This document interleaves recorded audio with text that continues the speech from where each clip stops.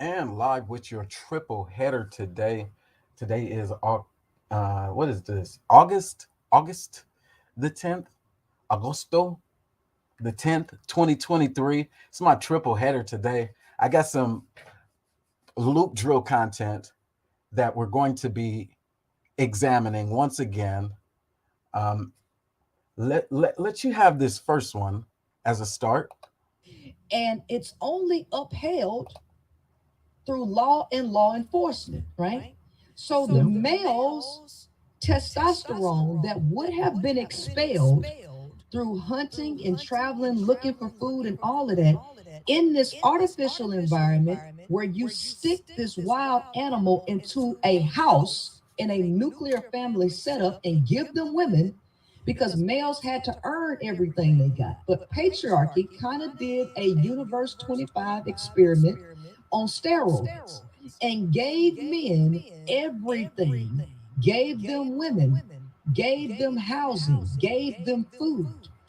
And it did something to the male's nature, right? It caused them to Mhm. boom the population, one, but it conditioned them to feel entitled Yes. to things that they should have earned, such as women. Okay. Mhm. But in this, All right. And so here we are with the Universe 25 analysis, where she's reaffirming that same position from Mr. Calhoun on what the experiment could mean. So when she says housing and things like that, she's taking it from an experiment about Project Rats and then reaffirming those who may have grown up in the projects. I mean, and for me, that actually hit. It may not have been intended for me as the target audience of its message, but in the TikTok transition space to when she got to HOK, which is where I was introduced, my cousin actually was the one who said, hey, she's a famous TikToker. And then another channel was like more confirming that she has been around for a while experiencing consciousness. So I heard this woman speak about her experience with men in the military, NOI, small business, where she was doing a lot of the work. She was in a relationship with a very wealthy person, a millionaire, and it has developed her into more of a open, charismatic voice today. And so, with that, I'm gonna let her get into her premise again. She uses this analogy, Calhoun experiment, Universe 25, and she uses it well. artificial environment, they created something like jobs, artificial jobs like construction, factory work, which is not biological. So what has happened to men is they have been told all you have to do is be nice. All you have to do is get a job and you can get a woman. This is anti biology because that is not how it works in the wild. But they have been conditioned to believe that all they had to do is do these things to get women. So I used this a bit earlier as a basis for my analogy. When she goes to spaces where the dating happens, like the fresh and fit, and those conversations are about selection process, preferences, and so forth, they are engaging in behaviors where there are those standards, boundaries, and expectations being tested in real time. And what I've observed that I connect with what she's saying here is where those men who feel like they are God's gift to women exercise a form of command over the room and expect the women who are in those rooms to actually bow down and be submissive, intellectually, in even those confrontations. And whereas it would have seemed that a simp man would have gone into those situations more open to hearing what the women did have to say, it was more affirmed in like the fresh and fit spaces, or those spaces where men take a more dominant role, even if they were feigning one. And I know a lot of them really aren't about that a woman life. And so having a juxtaposition or a lesbian woman also in the room and present to have a voice on those panels, I think that does drive that masculine energy and submission of those women. And to me, I wouldn't be okay with my wife trying to moderate a mating panel. This is not my wife, but her perspective about the behaviors then of men who act as if those women should not be pedestalized, but should be dominated in a conversation. Her coming in to be the antithesis of that, I found very amusing. I'm gonna let her go on and keep talking. And what is happening is that it's not happening. They are not getting the rewards that they were conditioned to believe that they were entitled to if they just went to work a slave job for a corporation, right? That a woman is supposed to reward you with her body. And since you're not being quote unquote violent, like your nature suggests that you are, you should be rewarded for being good. And that's not happening. And so because of that, and because of the boom in population where there's more competition, and then with the different mix in humans, there are more attractive, physically or phenotypically attractive males, right, that they have to compete with. There's so much going on where the male cannot rise to a level because it's really A mountain of issues that every So again, she goes in, and on this particular position, it has changed. On what we watched on the previous one, there was 300 and some odd days where that group of rats had evolved over a time period of having those comforts and conveniences provided. And in that separation phase, they were listing out as the growth of the population happened, where everything was all good. And that period has not happened for us as humans on the West. What we see as a period of being all good is still in practice access. We look at what politically we've achieved, and having a token black on the housing, urban development, and such, and black families looking at one primary residence and then having this wave of interest in real estate is starting to affirm for those women who said, if the men in my ancestral line had been better men, those men would have left me land and benefits, a privilege, a certain level of privilege anyway. Being removed from that, what does the argument then leave? Ambition, a woman who's created an immense energy um, that is no longer regarded as feminine energy.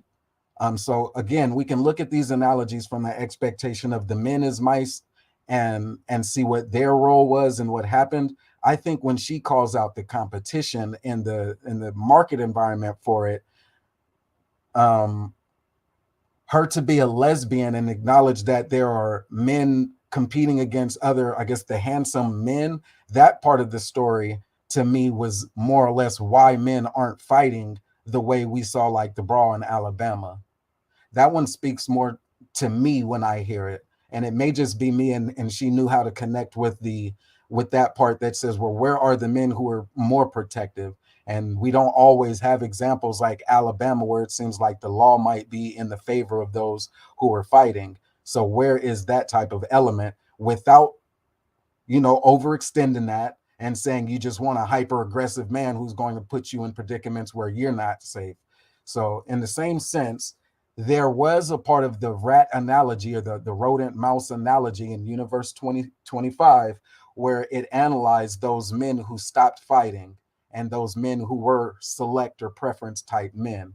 I think when she goes there, that's similar to where Six the Goddess, who I've done loop drills on previously, she makes a statement about the alpha men, akin to when they say that alpha strategy and things and such. And why is that a more attractive thing for even what in this case a lesbian would call out those men who are fit to be that, and when they choose to not be men. You know what I'm saying? So not to give that credence again to those who just knuckle up in the street and fighting because they're emotionally wrecked and they're equivocating traumas from the plantation patriarchy, and now they're just undisciplined because they can't fight. Like they don't have sports, they don't have boxing gyms, they don't have hiking, they don't have any other way that they can exhaust the energy other than labor. They haven't found their caveats yet. Like I don't make that excuse to coddle. So with that being off the table, we're not talking about those who are just the badass Billy Badass in the street fighting, the Alabama let's fight back, let's join in types. I think the conversation is still more in that middle of the curve where those folks who are fighting, but in a way they're still accepting far less than what their potential would govern. And so I can think about it and I can intellectualize it, this, that, the other one. He or I has could to also shut up. control These negative thoughts, these brutal thoughts that goes across his mind. He has attractions and fantasies that are not socially acceptable, so he has to hide this. He has to pretend. This is a lot of energy that the male is exerting, and he's crumbling because he can't do it and he can't really express himself because, and then on top of that, because women have been lied to about who men are. They have been sold fairy tales. And That one. And so, yeah, it took 4 hours to talk about it earlier about the delusion. And that delusion then is on that there will be a victor at the end of all of this battling that's supposed to be happening in the street, and not understanding that those men who are out there fighting in the street, they'll fight in the street. There's no changing that. There's no coddling that. Those who will fight in the street, they'll also fight in their homes. They've been fighting and battling that same pressure demon for how do I do with my labor for a long time now. And while there are others who say, well, the integration allowed that fight to become a little bit more equitable for the black man, the woman has exercised a different approach to not being a mammy in society. She exercised one that said, well, I will value education. And I think that education is remarkable because it should afford a level of privilege in America that sometimes hasn't panned out. I'm big on the student loan forgiveness because I know that they couldn't say we're going to do a reparations package that really impacts the black woman specifically or the black man specifically. But when it comes to any form of redress, yes, I do believe that a forgiveness would be in store if that same education did not equalize income. Not to mention when we start having the conversation about wealth or the intergenerational wealth transfers that are created when there is parity versus when there isn't. And for the highest educated to still not bear the real fruits of her intellectual prowess, I think we're still failing then. These battles then don't have to necessarily be male and female because in the eyes of the law, it is still just about what degree of activism you can engage. Today's degree of activism is just like yesterday's degree of activism. For that, I will give her every grace when she makes historical fallacy or claims that I believe would be putting black women today in a light that submits them again to a system that does not work in their favor. Now, on the contrary, she does make a very firm claim that it is on women to actually do the counsel for women. So with that, I'm kind of divided. Can I have a good opinion that some woman can find a benefit in? Maybe. Should that be exclusive? That benefit from intellectual reason should only come from same gender? I don't think so, especially when in her spaces or the attachment to her spaces is the community that's a T, and that T would have been me, and I don't wear the wig and shit like that. So let's keep going. told that men are leaders, providers, protectors, and all of that, women are expecting men to do these things, and males are failing at doing it. They're failing at meeting these expectations. So they're getting angry. And that has a major impact on the testosterone levels as it continues to hit their amygdala. And they're taking their lives and taking other people with with them. them, all because of this unnatural system that placed them in a position that they were not naturally meant to occupy. That one again. There's a reason why I say mammying because The intergenerational trauma conversation, I hear men connecting it to the plantation patriarchy even stronger than I hear women, black women, who I feel have a stronger claim if it's talking about what was broken during a enslavement period. If what was broken during an enslavement period was the humanness or the personhood of a person, then her connection to her rape experience, I think, further compensates for her anger towards men when she says, "You motherfuckers are pedophiles," and she says that shit with all fervor. So again, to not to overcompensate with the articulate with the with her argument and overcompensate for things she's not saying in this clip, but I know what I know already, and I've heard what I've heard already. Therefore, I'm not here to make her a punching bag. And so with women, women were a community at one point, and all of the major responsibilities were held amongst women. That part, then, I understand from a lens that men may have wanted to be hunter gatherers or to go along when they were doing the hunting and the recreation that was out there. I can understand the denial of the right to own guns that men coming off that plantation would have experienced, black men. That issue of my freedom is still being restricted, my movement is still being restricted, by way of opportunity. And communication wise, there may have been a lot of black journalism that we can look back and say, nah, we can see that it was there, there, and there. And we can do that today because we do have the internet that we can just put in a search and it can give us, the St. Louis and what they were saying there and using media. We put ourselves, historical fallacy, into a position of saying they should have known better. They should have known better. And I think our struggle today is coming out of the they should have known better individually. Whereas if someone look what we're doing here. Let me break it down. I'm gonna give the next one without going too far. The only way they're going to do that, The only way they're going to do that is for there to be a drought sexually, and which means women would have to pull back. But a lot of these women still want to just have sexual relations with them for nothing. And that's why I tell them, you're crazy, right? And I'm like, you're not coming to my community if your standards are that low and you're just going to reward any male just because you want to get off, right? And so this is how I have broken down males' problems, okay, in terms of how they're crumbling psychologically. So let's go back to the patriarchy, well, the patriarchal setup, the hierarchy, right? And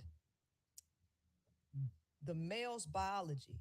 So in terms of of Maslow's Maslow's hierarchy, men are stuck in the lower nature.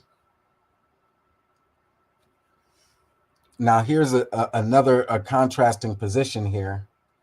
Um, Maslow's hierarchy of needs, of need fulfillment and such. Um, I don't think that it's as strong as Harvard's implicit association sample size. And while it's the easiest one to just look to because it's shaped like a pyramid and talk to it, it doesn't speak towards the voluntary submission of people who, is a study and here's a test and how many people have actually gone through it and what were the results on showing the pathologies. And the pathologies that African Americans experience the most sharply are still related to that same hierarchy. There's a color spectrum, and that shit, I be wanting to say it. That color spectrum, not only will it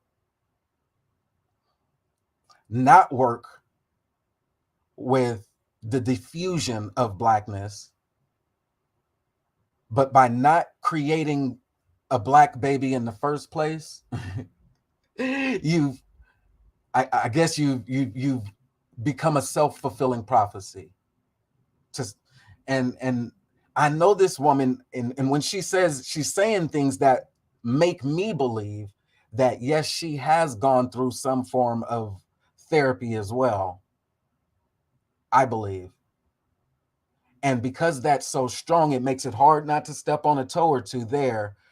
But I heard something when she said, my community, you're not going to come into my community, talking to men.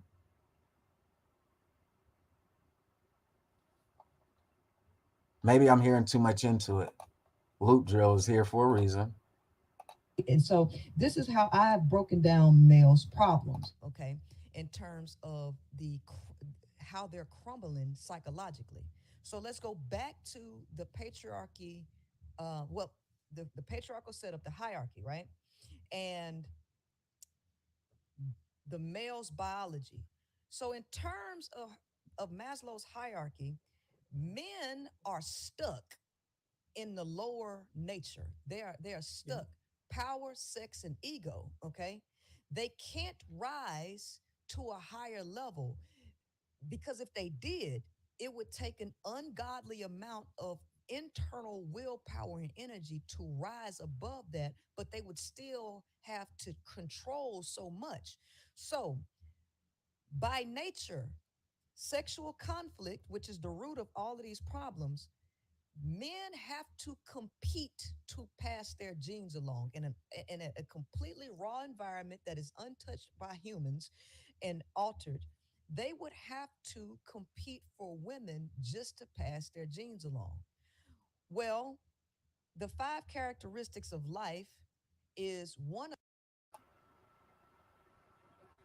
All right, so that's where it kind of deviated. And in a natural state, the rat experiment was about overcrowding. So in a natural state, they wouldn't have built it to where there was overcrowding. When the number got so high as to where it was so much, so many in such little space, the overcrowding elements kicked in. And so today's counter argument to not step on a sister's toes was, mm, and I want to do this in another way. So something that she may relate to is brother Ben X. When they were looking to grow the community, they opened up the land opportunities to be their neighbors right there where they were, and they were buying up a block, so to say. So whereas she may have had an experience with one brother from the Nation of Islam who had an idea and was manifesting that idea with her or joined to her, and that idea didn't resonate in that brother being able to actualize the plan, it should not encompass that none of them are able to, when there are at least one more example that we can show. And I could show quite a few more, but I'll just give the one that I believe should have a closer resonance. There was a young NOI brother, brother Ben X, who was working towards a similar goal of expanding the amount of space that was accessible to said community. So that way they're not all condemned to the same project conditions. They have the space to operate more naturally. And those type of land ideas are still unsupported, though we have biracials who are operating in a political paradigms where that race and gender conflict and space now then is negotiated. All right. So the two states where I find that to be the most paramount for us are Florida, which has that same Roman Catholic, what do you do with miscegenation, as well as Texas, which gives a stark contrast. One is looking at the critical race theory, and it's becoming as inclusive as we would have expected the Roman Catholic Church to be as an early allower of miscegenation, this grand experiment.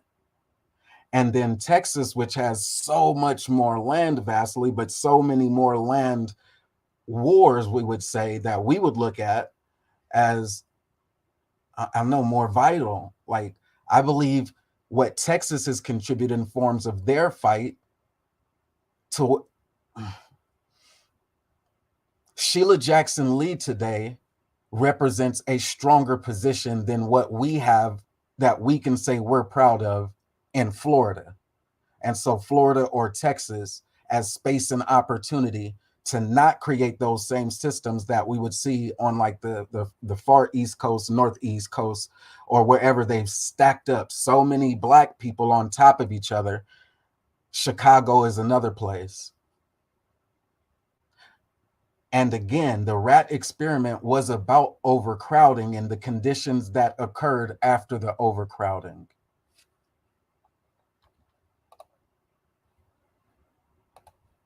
Let's keep going. In her conversation, she had one smooth point. And the male cannot handle it.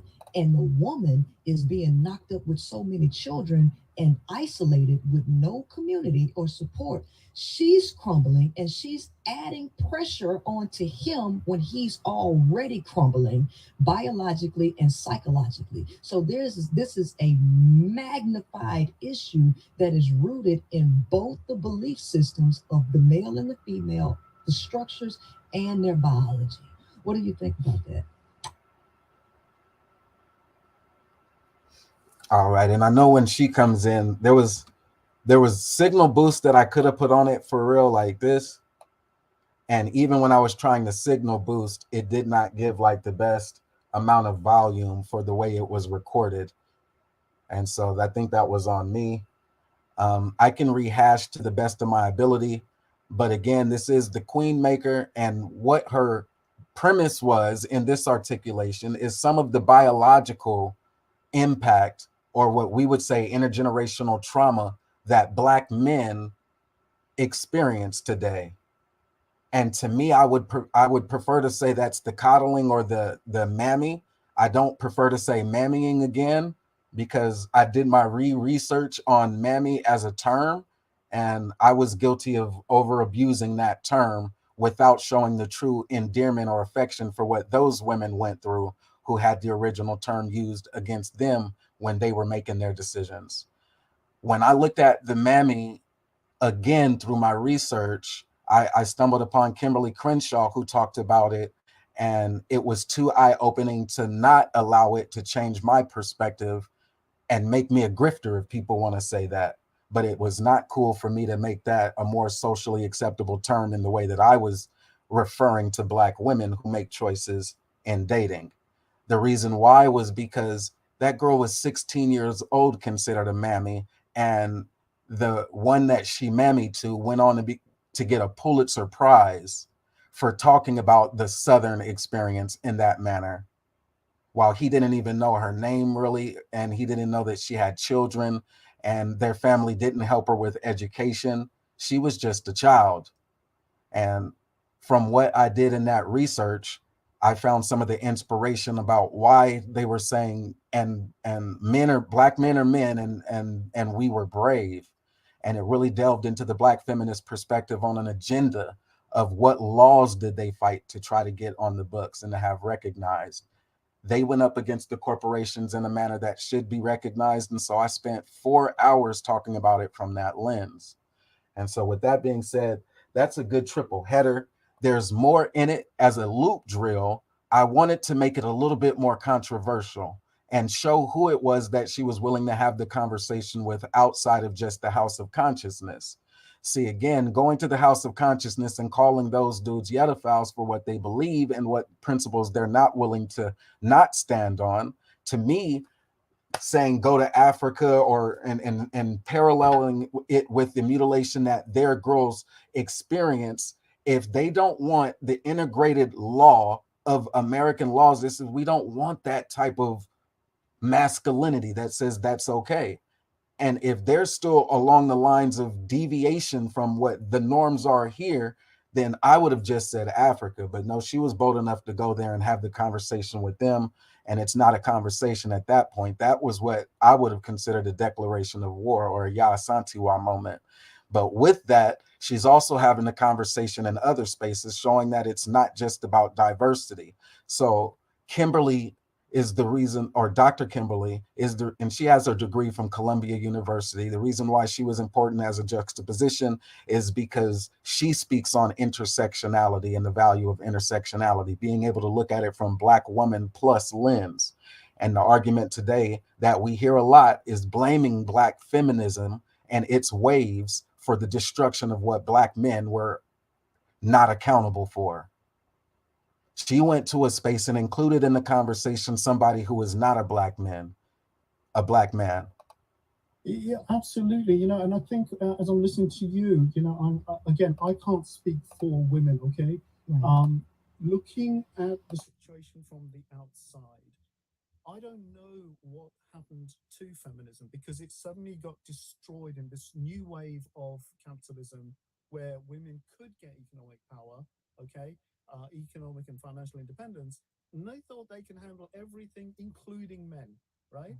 So maybe they could, handle a career and handle the children and all the rest of it, and they thought they could take on men as well. And that's when things start.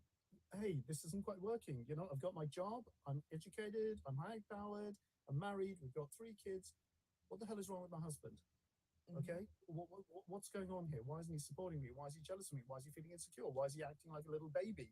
So they this pressure to be part of the patriarchy and go, we've got a stake in it now. We don't need all that crap. Unfortunately, you just got to wait to break for it to break down, okay? And that's when women will then go, okay, this is not working, I need something else. But meanwhile, okay, I think women do need to regroup, because I don't know what's happened to feminism. When I was studying in the 80s, um, there was so much exciting theoretical material, sociological analysis, governmental policy analysis, and it's all got washed away with this wave of new wealth.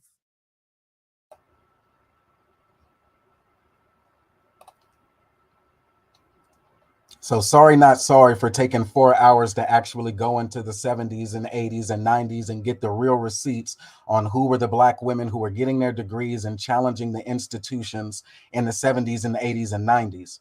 I did that for a reason earlier. It did take 4 hours to highlight who they were and why that was important part of the movement, but they're not to be blamed. He may not say the name Kimberly Crenshaw, but I did. And I went and found the actual information where she wrote her dissertation, even about Mammy, although Kimberly Crenshaw would not have wanted that put out. But again, if she's going to allow this person to come up and speak for what women are going to do once Black men degenerates fail them and fail to grow up and fail to assume the mantle of patriarchy in America, the way that it's being articulated, that end game is not something where I don't want to see that manifested. As a Black man, I do want my voice to say, no, that's not the case. The same gradual expectations of the education paying off and being recognized as a true value in America, I do want that. And right now, I can feel the presence of so many others who know that their worth is valuable. So that's a reminder for me as a Black man that though there are some on the fringes who may feel like this society is just going to hell in a handbasket because of its overexposure to the intersectionality, I'm still one who says, and the Black family will still be all right. We've survived it time after time again, according to history. That this is not new when it comes to dealing with the Athenians, the Greeks, and their paradigms and their shifting eugenic points of view. Their world lens has been superimposed on melanated people across the diaspora. And here in America, in our generation, we do have access to the information to be able to recognize it a bit more in real time and to continue to stand on our principles. For me, I can dismiss people though. And that's one of the reasons why I believe that Cabrini Thursdays or a space where at least listen is important. That opens up the platform host to a whole bunch of risk, but at least listen does have value. The discourse does have value. It may not be for the person hosting the panel, but it does have value. Previn, carry on. or however you say this person's name, I think does a job or plays a role of adding value, because when she speaks, he does shut up for the most part. On the contrary, when she speaks, I think Six he should have figure shut slave. up some more. Just bow down. I treat you good. I sure will. I treat my slaves with dignity. Look,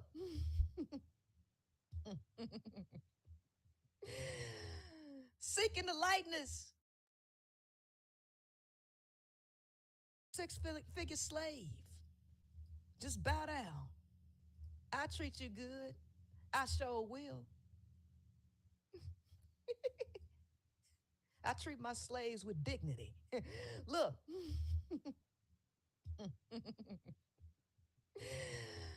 seeking the light podcast, $20. Jimmy Stone Tarot, $5. Mirror, she shoulda F can. I know I can, baby. I know I can. Brothers, let me tell you something. Nathan, you see how they just get on stage and just throw their undergarments at me? You throw me $10 here and there. You trick a little $10 here and there, and they throwing their underwear. Which one you value more? You value the money, or do you value what's between them women legs, huh? Huh? Do you value? Tell me, Nathan. Nathan, I'm gonna make you a six-figure slave. Nathan, I'm gonna make you a six-figure slave. Just bow down. I treat you good. I sure will. I thought that shit was hilarious. I actually thought that the way she commands her audience is necessary, because after the end of a long presentation, she does deserve to chill. In her long presentation with whoever that damn Indian dude was, there were times where he was interrupting her build and taking her off her train of thought. Likewise, I find myself in that six-figure slave category of where black women can live rent free in my head, because the protection of black women and children isn't a teehee moment. And while the high powered podcast can use this slavery references in some form of humor, that shit irked the hell out of me. It icked the shit out of me. I mean, I don't know if it was just something in me that is still hypersensitive to this plantation patriarchy that she was calling out, or was it the fact that I was like, damn, I got to raise my hand and say there have been times where my support on predominantly women's spaces does look as thirsty as Nathan Porter or Portee, who took it and made it upon himself to trick $10 and $2 and $2 and $10. For me, when I first started off trying to support Black women empowerment type spaces, such as the high powered podcast to any extent, a lesbian is still a woman, and a woman deserves to feel empowered by whatever the messenger she chooses to feel empowered by. Loop drill, I needed to hear that part again, because she starts to cook and roast Nathan. So to me, oh, let me turn my screen on so y'all can see. Y'all didn't see it. I had to raise my hand and say guilty of being one of those people who was looking thirsty in the chat, dropping super chats in a predominantly woman space. And I was like, damn, whether he has good intentions or not, like I don't read that is into it as much as I just saw the fact that it happens and I saw myself in that. So I'm gonna go on with my transparent self and let it keep going anyway. The way that Nathan supports the high powered podcast, I would be guilty of supporting Sister Nyla Says, or supporting Sinji, or supporting Moonflower, or supporting Rashida Strober, or supporting whoever else I support. And if that's what it looks like, then rock on Nathan. But she cooked the shit out of Nathan, And on this stream, I do want to bring just a little bit more of that on out, just in case you missed it. Podcast, $20. Jimmy Stone Tarot, $5. Mirror, she shoulda F can. I know I can, baby. I know I can. Brothers, let me tell you something. Nathan, you see how they just get on stage and just throw their undergarments at me? You throw me $10 here and there. You trick a little $10 here and there, and they throwing their underwear. Which one you value more? You value the money, or do you value what's between them women legs, huh? Now, again, because that one, you're not going to tell me that when she says my community and she's talking to men, that she's not walking that balancing line or finding her way of communicating that as well. Because to me, it would seem like her community was the L.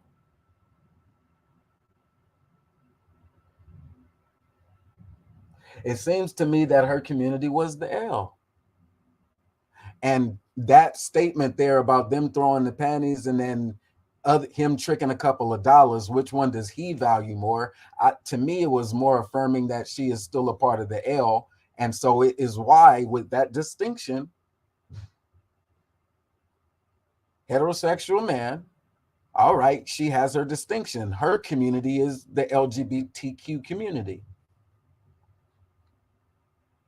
Now, I thought I heard it earlier. I won't over impress about it, but let her keep going a little bit more.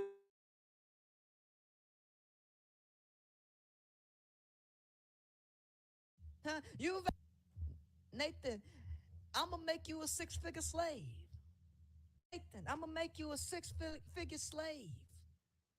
Bow down. I treat you good. I sure will.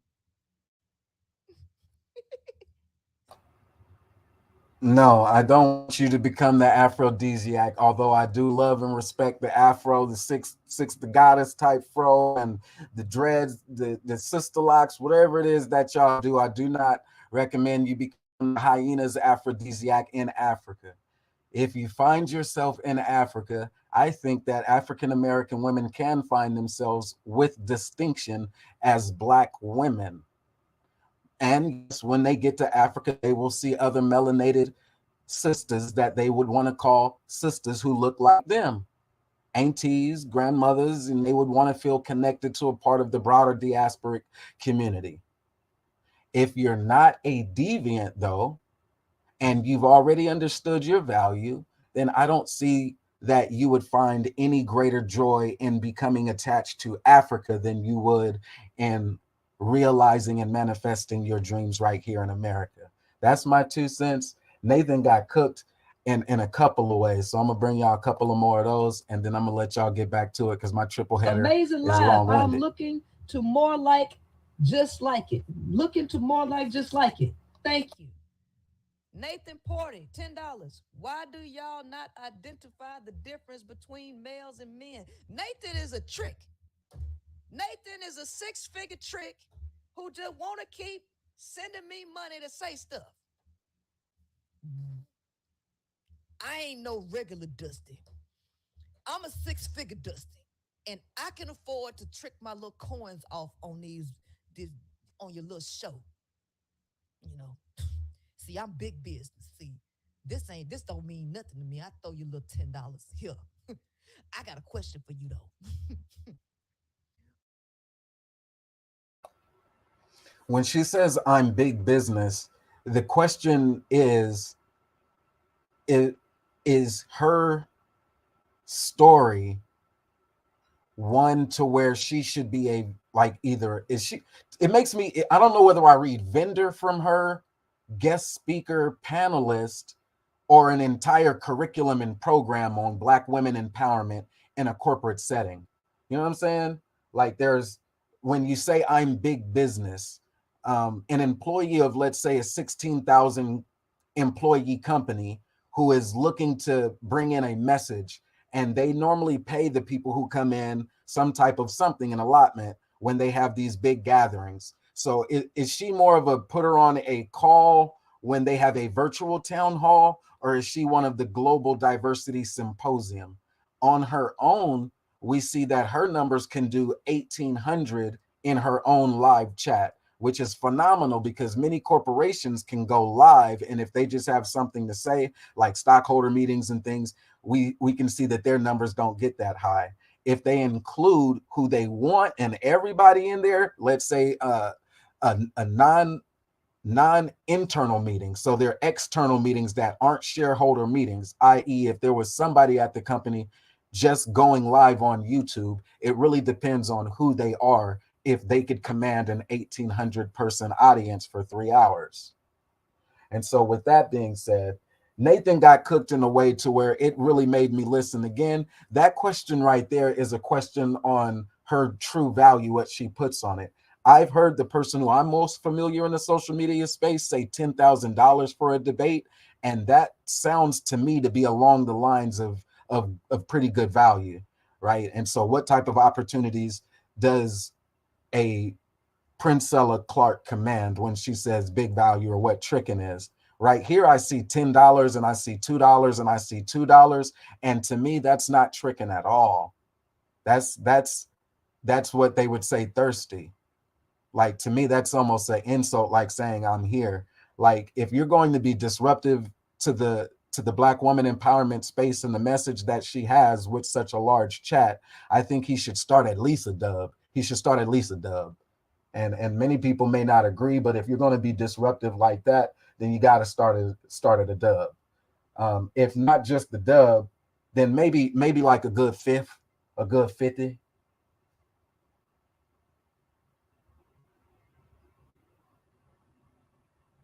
Maybe a good 50 to be disruptive.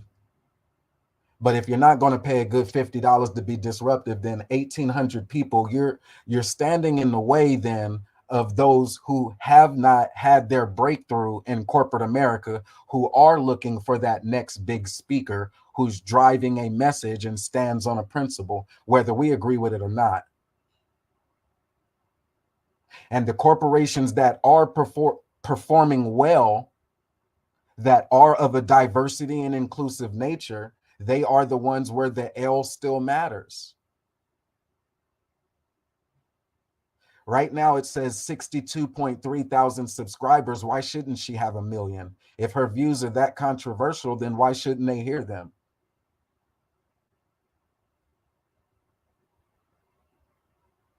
And now, so again, we're going to wrestle with whether it's detrimental or not.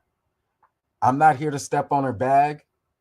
And if her mission is still aligned with the women regaining their confidence footsteps again, not just access at the table, but we know that in that room where those conversations are held, whatever is effective is still going to be measured economically.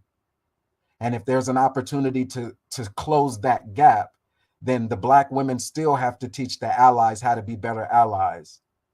To me, I still see a woman, ain't I a woman, who's adopting in allyship the L, and often she's still slipping or playing in between the space where she's still men attracted or L. So that to me then says, well, is she a B or a G? Like what is she actually?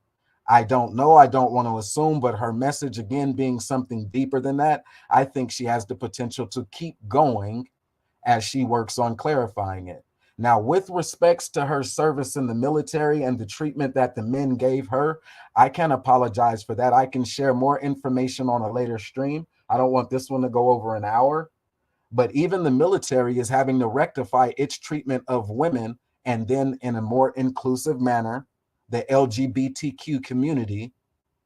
Even the military is having to go back and address that. And I can prove that with receipts on a later stream.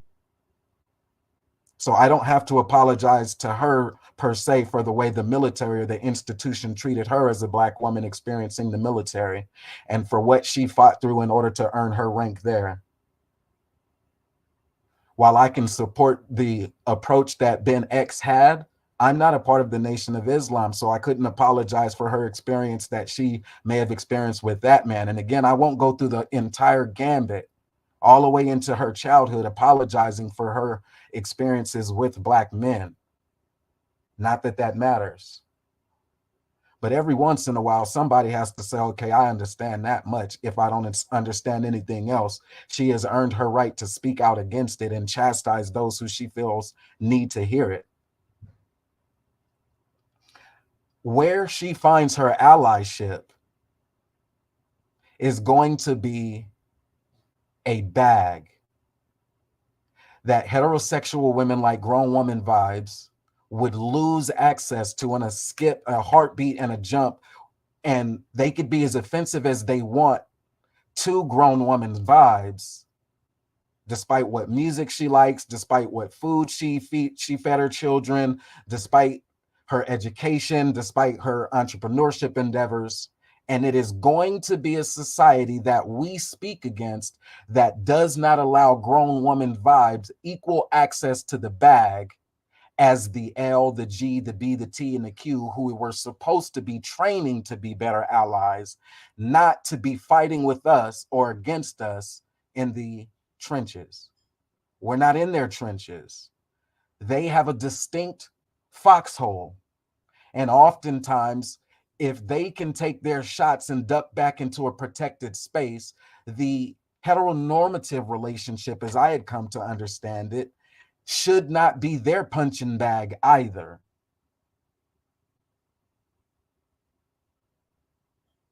All right.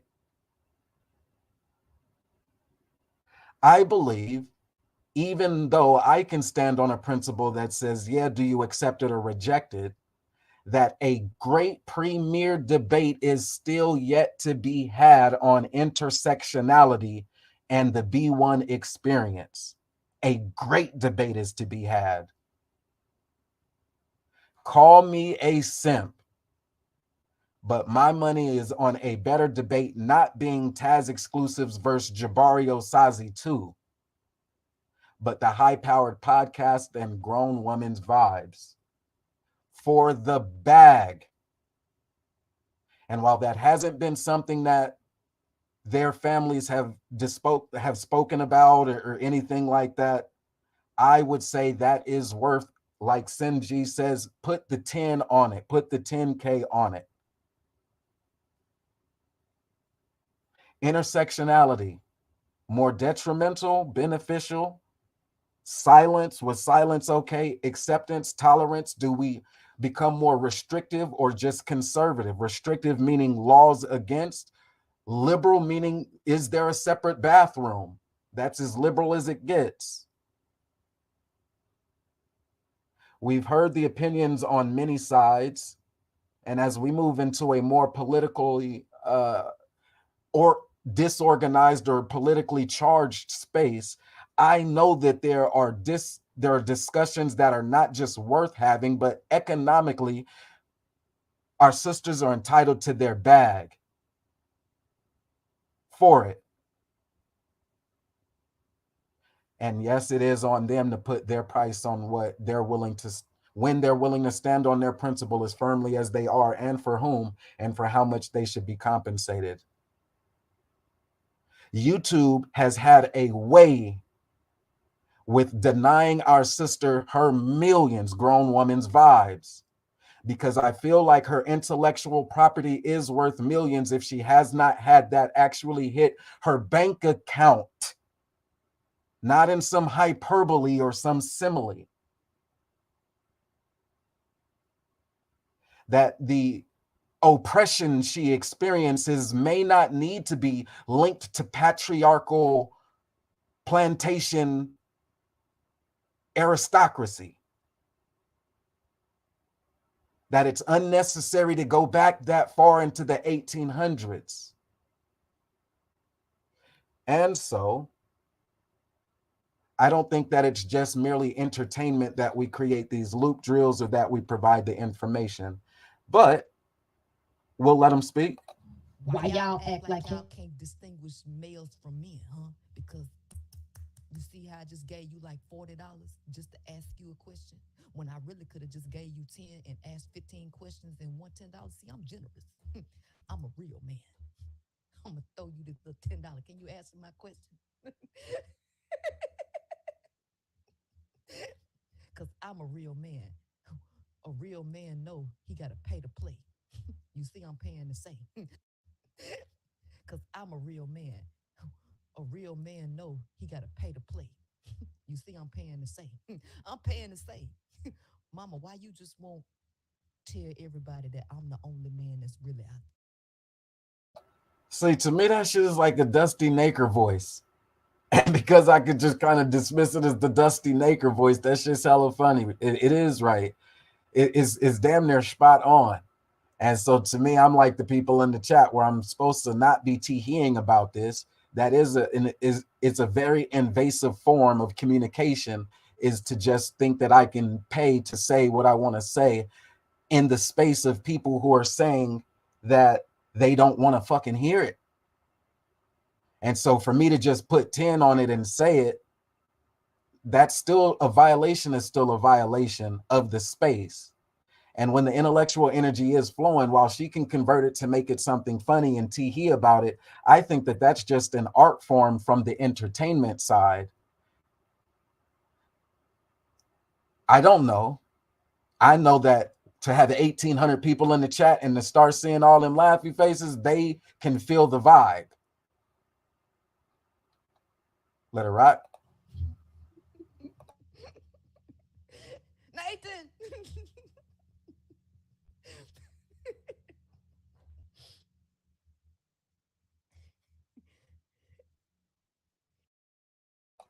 I'd be like, don't get them country boys. Nathan. There's some other scripts that I was going to put together to build on this conversation. And then I wanted to do a cross-examination where I was just looking at it from this paradigm of them talking. Actually see where that leads them. That requires a huge amount of trust, and it requires a huge amount of listening to yourself. It also requires community to support you, and it requires that educational input, because you need to develop your toolkits, because you can't just go, oh yeah, feminine archetype, I'm a divine goddess, right? Okay, what am I going to do next, right? So you need to work that out and materialize that into a reality. So women can do that, or they give in, Right. and then they become part of the capitalist system. In conversations, I don't know exactly what she was saying right to. So as long as she was saying right, we don't know whether or not she was agreeing to the statement, to the sentiment, to being confirmed. But I would have thought that he was, by regurgitating or rehashing what she was saying, that he was attempting to reaffirm a sentiment that she had made. And so my assumption would have been that he was confirming her, and that her right was not saying that she actually agrees with him saying it, but it was just more tongue in cheek. Not to say that if I quote him, that that's what she believes.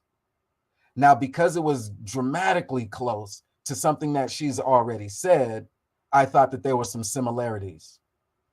Now, unfortunately, by the end of that part, when I stopped it, he had switched the therapy need from the men who get broken and don't know what to do and then give up to the women, which is why by the time she said right, that little delay in a conversation over a Skype, I don't know what the right was to, and I don't want to assume. So a loop drill once again on just that part.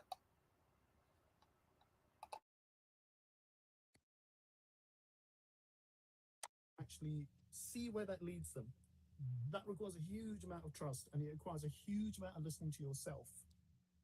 It also requires community to support you, and it requires that educational input, because you need to develop your toolkits, because you can't just go, oh yeah, feminine archetype, I'm a divine goddess, right? Okay, what am I going to do next, right?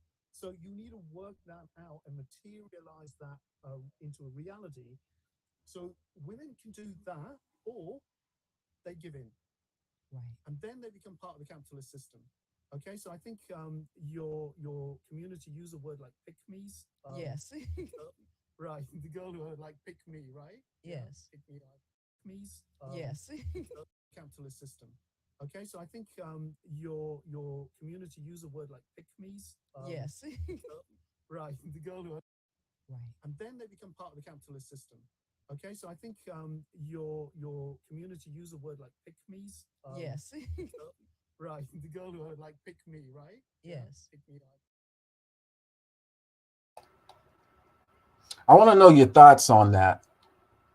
Because to me, that's the equivalent of the black man taking on another culture and them saying, so in your community, you all use nigger, or in your community, you all use bitch, or in your community, you all use faggot, or in your community, you all use, and them being able to just throw that out there. And so maybe there's somebody who would be willing to say it in different words. But to me, my first reaction was opening the door for those pejorative statements to now just to be commercialized, monetized, and then to the benefit of everyone. Oh no, everyone has that. Everyone has that. Everyone has that. To me, that defeats sociology or sociological studies or black women being able to get the bag to not attribute who taught that man that when he wants to attribute it to the community. Who taught him that community and what community he referring to? What community does he assign to her as well? Now, but I'm gonna let it keep going because you know me, I can overanalyze something to the death of it.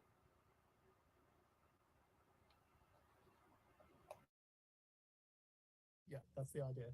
Mhm. So you have the Candace Owens, okay? You have the Barbie stereotypes who want their males. I'm not referring to the film. Who want to use their sexuality to be oppressed, to be sexual slaves, because the trade-off is, yeah, you know what? I'll So Candace Owens wants to use her sexuality to be oppressed and to be a sexual slave. Again, once you've opened up these conversations to these people, unless you have someone willing to loop drill and slow that down, like, hold on, what this motherfucker say? to be sexual slaves, because the trade-off is, yeah, Say it you know what? again, you fucking Previn. The sexuality to be oppressed, to be sexual slaves, the sexuality to be oppressed, to be sexual slaves, Who? want their males. I'm not referring to the film. Who want to use their sexuality to be oppressed. Owens, okay, okay. You have the Candace Owens idea. So you have the Candace Owens, okay. You have the Barbie stereotypes who want pick me, right? Yes. Pick me. Yeah, that's the idea. Mhm. So you have the like pick me's. Yes. Barbie stereotypes who want capitalist system. Okay, so I think your community use a word like pick me's. Yes. Right, the girl who are like pick me, right? Yes. Pick me. Yeah, that's the idea. Mhm. So you have. Man, I could boost that volume as loud as I could, and it is not gonna serve no difference. That pick me comment and them wanting to be Candace Owens and to become sexual slaves and the oppression. Once she starts saying yes and right and yeah, I don't know what she's actually affirming. And so my assumption at this point is that she's just affirming being affirmed, that she knows that there are things that she believes that he may be alluding to. And so she's agreeing to being affirmed, but not that she necessarily agrees with him. It says turn it up there. There's a volume button. I turn the volume all the way up on it. See, I got this one where the volume is all the way up. I got this one where the volume is all the way up. The only other way to actually do it is to take it and then drop it and then double up on the audio from here. So I could do it this way when I'm making the actual loop drill. And then if I copy and try to double it that way, then maybe the volume can have some form of bass to it. But right now, even moving the volume bar as loud as it goes, it doesn't get there.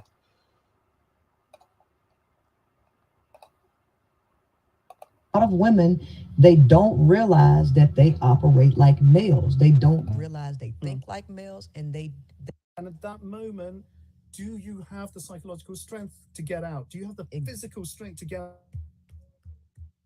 the Barbie stereotypes who want.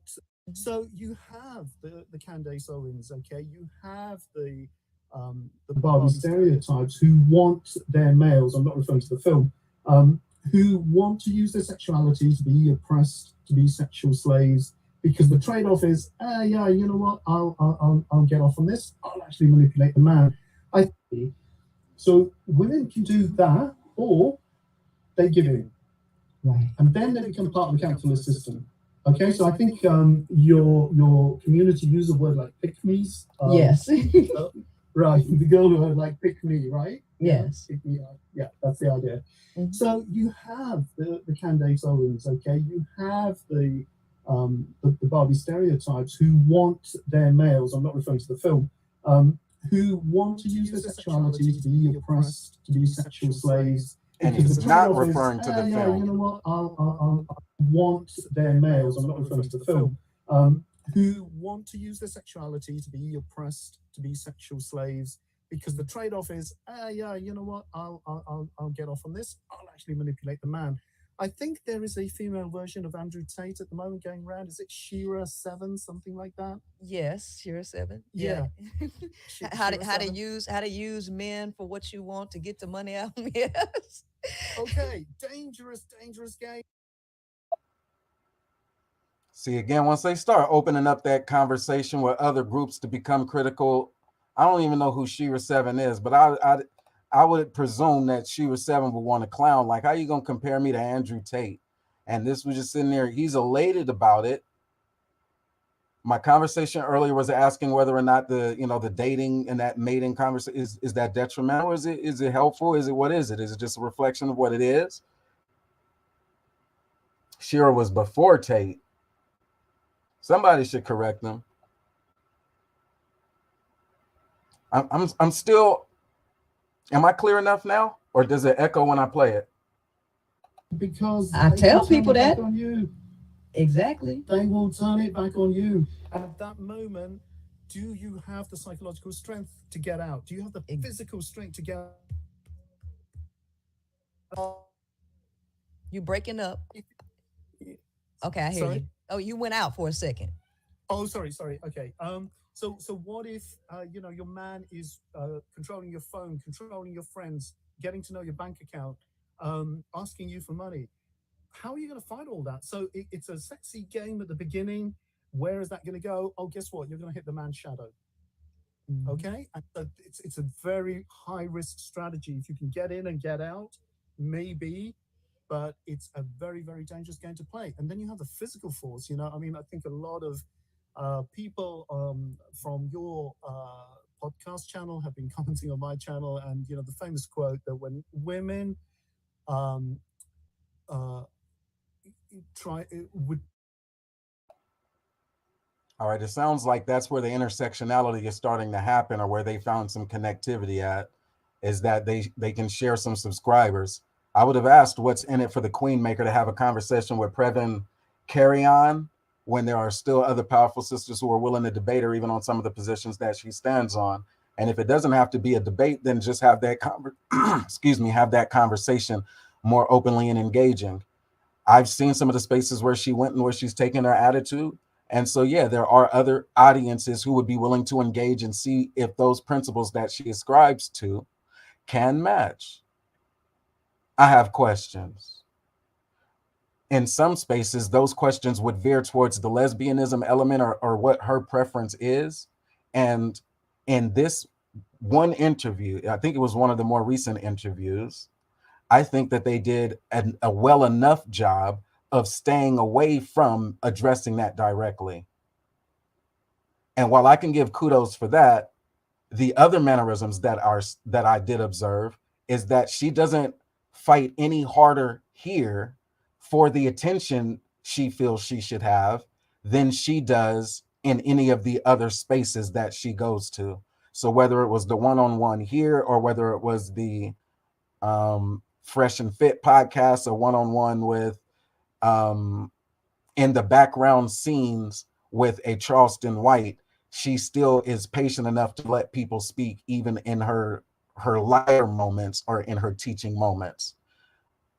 I didn't want to say that women flex that level of power amongst black men, because under what we would guise a traditional lens, when women came into black male spaces, the expectation was that they did not raise their voice, that if they did have opinions, that they wouldn't be quote unquote strong opinions. Let alone, I was not raised in a space where if there was a lesbian woman who was willing to come into that space, if she had something to say, that her opinion would then override the opinions of the patriarch. And so, having witnessed that they at least learned a little bit more in the years of us engaging them, B1 Network salute. I feel like my job is damn near done. You can teach an old dog new tricks. With that, there's a Pan-African conversation that I would attach to just this experience with what Princella Clarke is doing there to the HOK. And hopefully she does have the opportunity to have her a debate with Nepal. When I heard that they were going to be debating, love with Africans. Africans are hated everywhere. You go to America, the black skin is a source of hatred. You go to UK, a black skin is a source of hatred. You asking me to join in the hatred of black people. I know what the hatred of my skin did during apartheid. Don't vote for me. I don't want that vote. I don't want a xenophobic vote. I love my African people the same way I love my mother and my grandmother. they would have my vote. I don't think that that would be fake at all. I think that those two women can connect on those issues. And while I know there was a stronger principle and a debate that I would rather pay for, shout out to them making that connection and that collaboration happen. I use Malima as a character for that because that's Africa connection, the Pan African connection. I want to share something that's a little bit more intimate, though, if I may. Oh, yeah, and it won't be that one.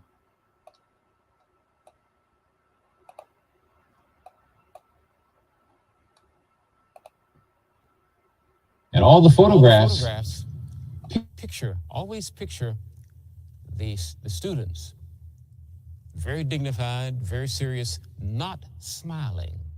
And that was to contradict the Eurocentric stereotypes about scratching where you don't itch and shucking and jiving, not being serious. Because the situation wasn't funny.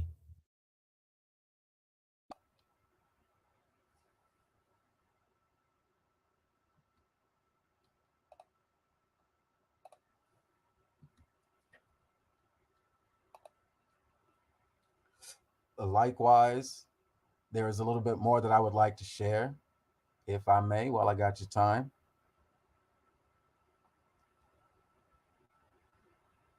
We'll have the final loot drill that comes together for it, because this woman cannot live rent free in my mind the same way that the sisters would say, I need $10,000. That's the way that I see it. If they're not going to entertain the $10,000 for the actual debate, set it up and actually have it moderated, then I think we've said enough as the B1 network on what our position is from its varying B1 perspectives. My B1 is not Taz Exclusives B1. It's not Nyla Says B1. The way that I would approach the issue intellectually is not the way that many others would approach the issue intellectually. And so let me give you a little bit more of the way that I approach this issue for today. It's been a triple header and a good one. And after that, I gotta get back to wifey because you know me, man. I'm trying to keep my happy home. As the explanation of a larger definition of the Morehouse man for me. The five wells are to be well read, well spoken, well traveled, well dressed, and well balanced. I understood and intended well dressed to be one component of what it meant to be, or what it means to be a Renaissance man with social conscience and global perspective. The people who marched during the civil rights movement, they put on their Sunday best, I think, as a way of saying, Whether you respect us or not, no matter what you call us throughout the week, we demand respect. And our dressing up is an act of resistance to common stereotypes that devalue Black bodies and African American dignity. There you go. You don't got to climb up Mammy Mountain. You can still hold your principle and say, this is what this means to you.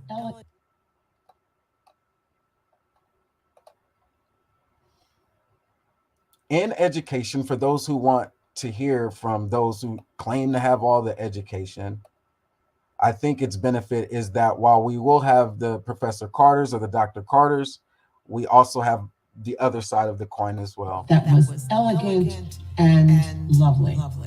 By the 20s and 30s, it had become a tradition.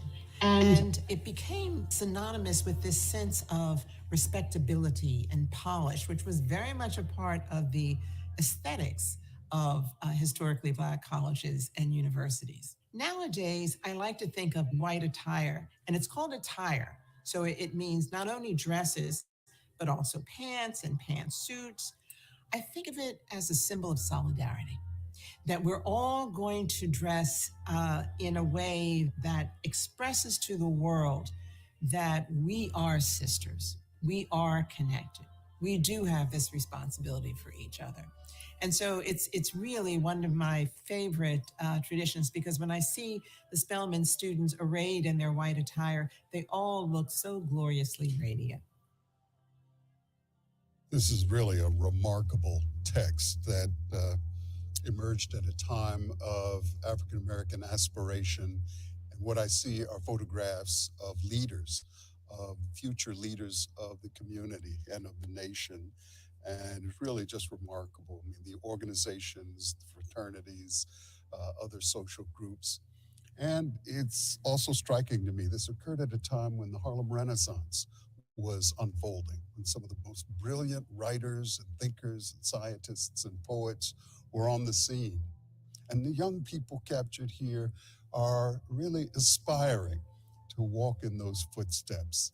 And so they have a certain presentation of self that is just inspiring as I look at this and as I think about all the remarkable things happening at Morehouse College during those years, and indeed in all HBCUs. So I am humbled, I am inspired, and really hopeful for the future.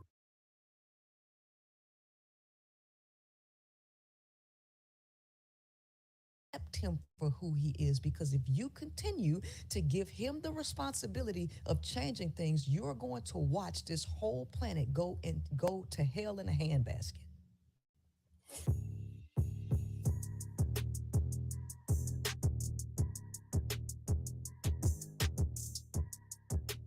And the male cannot handle space, and the woman is being knocked up with so many children and isolated with no community or support.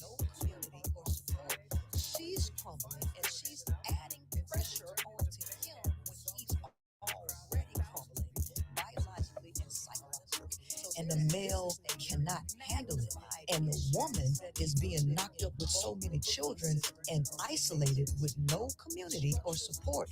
She's crumbling, and she's adding pressure onto him when he's already crumbling biologically and psychologically. So this is a magnified issue that is rooted in both the belief systems of the male and the female, the structures and their biology. What do you think about that?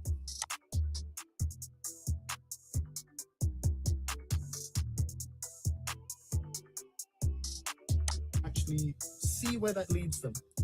That requires a huge amount of trust, and it requires a huge amount of listening to yourself.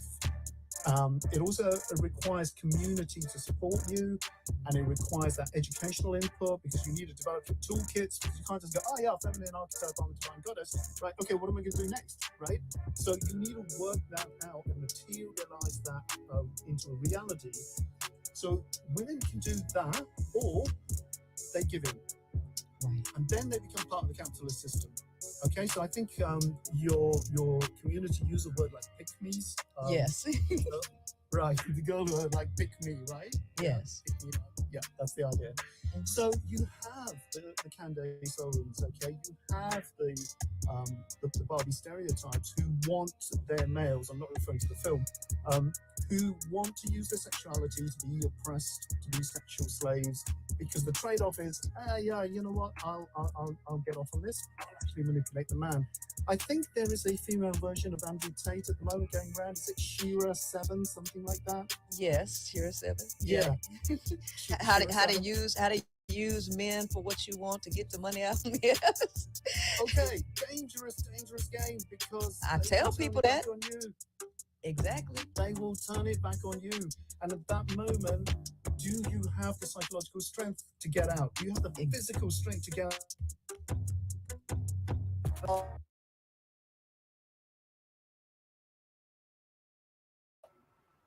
Hey man, B1 Brother Moses, that's what we got. Let me bring me back on this screen. Hey man, that's all we got right now. B1 Brother Moses. It's in their own words. These loop drills could go on and on and on. The challenge has been issued. There's money on the table, man. If this bag is actually worth it, then have the conversation.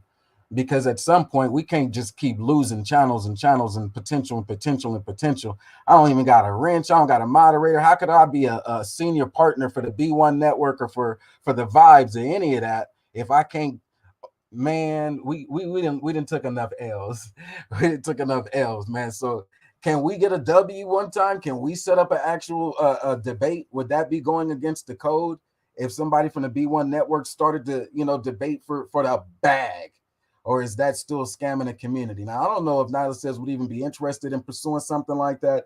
I've heard Cynthia G come out and say, give me $10,000 for a debate. And we know when it comes to the House of Consciousness, they have a record of promoting those type of events and debates. But now I'm starting to see others such as Top Cats who open up different programs and things. I knew the Manosphere was open. They had their little stupid shit. They had one little Atlanta convention, but for the most part, they were offer courses and things. Patreon for me was a way to get access to other information and content that may have gotten restricted off of YouTube. But as we see in this game is also starting to evolve. It's a human experience that we are sharing in. And at this point, I don't know, Cabrini Thursdays may be more necessary than they were not. So that's all I got. That is a triple header. And so don't be asking where B1 Brother Moses is or what he's up to, man. I'm still good, man. I'm all right. I'm here. I'm chilling. I'm living. I'm doing the best that I can to be the husband that my wife actually deserved a long time ago in my struggle years.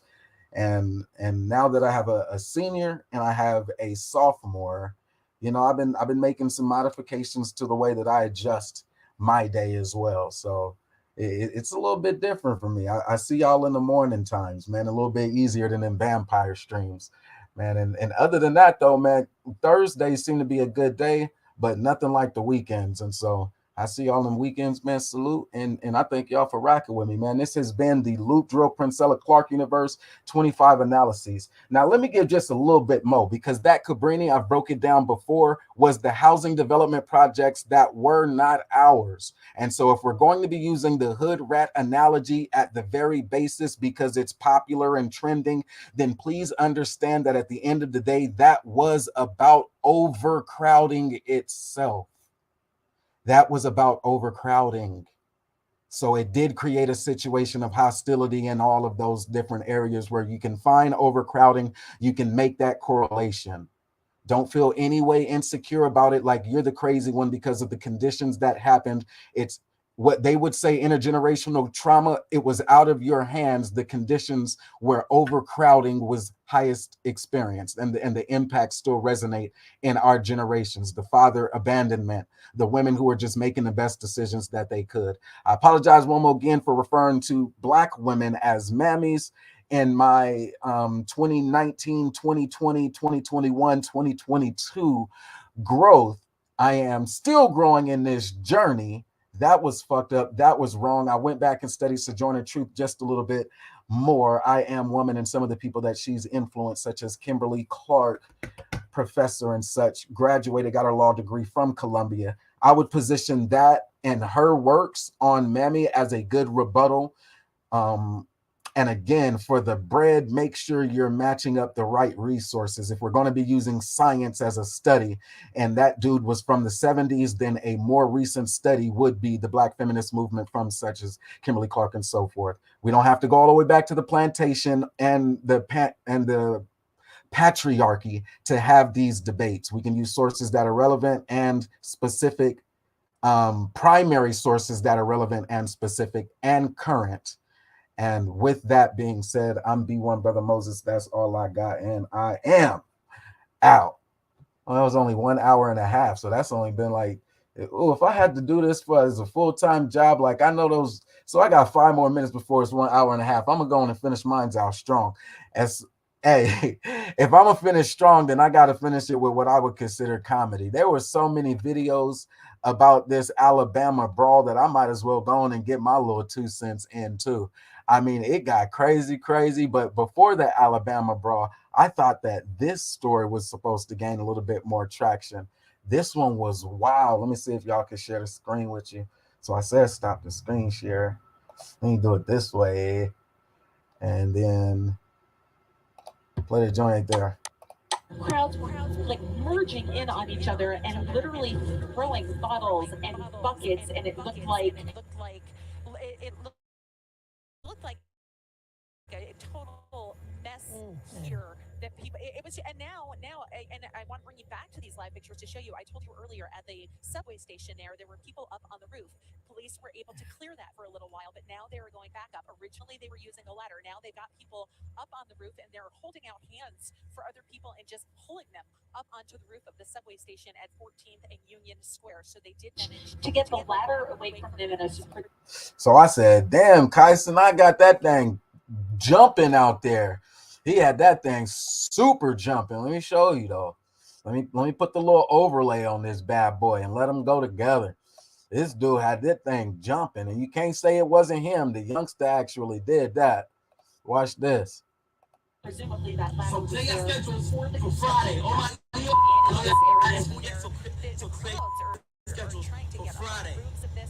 An internet personalities giveaway sparks riots in New York City when thousands of people rush Union Square Park for the promise of free gift cards and PlayStation 5s. Now, the social media star is facing charges for inciting a riot. But this event grew exponentially rapidly fast. And again, this is the power of social media. The power of social media. There were thousands of young people here at this event. But I'm trying to be lit out here, bro. So I don't want to be like no randoms with Yes, Shannon, we are getting some information now that 6 trains are right now bypassing 13th Street Union Square Station in place. Yeah, so I thought that one was an amusing. I thought it was more than amusing. I said, little buddy had it lit. I said, if he was a Garvey, they need to recruit him to do their social media campaign, and they need to put a red, black, and green flag on him. He'll get him out there in the cosplay and everything. Them boys be them put on specific hats. If he tell them to put on a hat, they may have put on the right hat for a PlayStation 5. They may have been out there ready to get it in, man. Little Kai had him out there going crazy. They said thousands. You know what the House of Consciousness would do to be able to pull thousands out there? All they need to do is give away some gift cards or something like that. No, they need to rock with that young social media influencer. Now, unfortunately, what we're seeing in society is where that social media influencer in the blackface, like Kai Sine, that is starting an insurrection and a riot. But oh, the caucasity of them to try to put that on Law and Crime, the trial network. So yeah, man, they didn't put the young bull up on charges for being a social media influencer and having the ability to draw an event with that type of crowd. For that reason alone, $10,000 may be underselling the value of our headliners in the B1 network and the people that I would propose. I would never propose that they settle for $10,000. I think that they do that in merch, especially when you can see what happens when social media influencers take to the streets. This was a few PlayStations and some gift cards, and you see what that little bull was able to crank on out there. Now, everybody ain't going to be able to do that, which is why I said they might want to recruit them young bulls right there, because they did what they needed to do to make this event pop, like for real, for real. Look at him. Anyway, that is mine. That's my little time, and let me make sure I get that out there.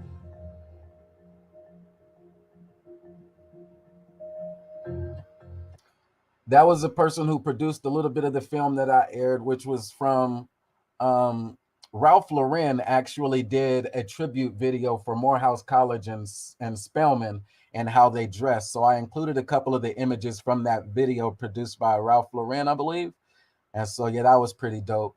And then other than that, the credits for Princella Clarke and um, high uh, the high powered podcast. She did an interview with Previn Korean that I used some information from Julius Malema out there in South Africa to draw the juxtaposition of South Africa and so forth.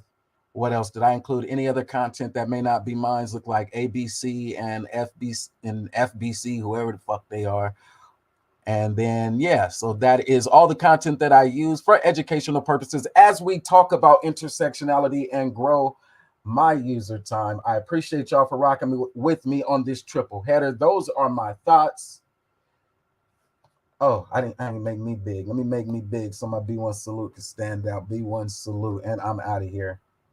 Have a good one, y'all. See y'all on the next network.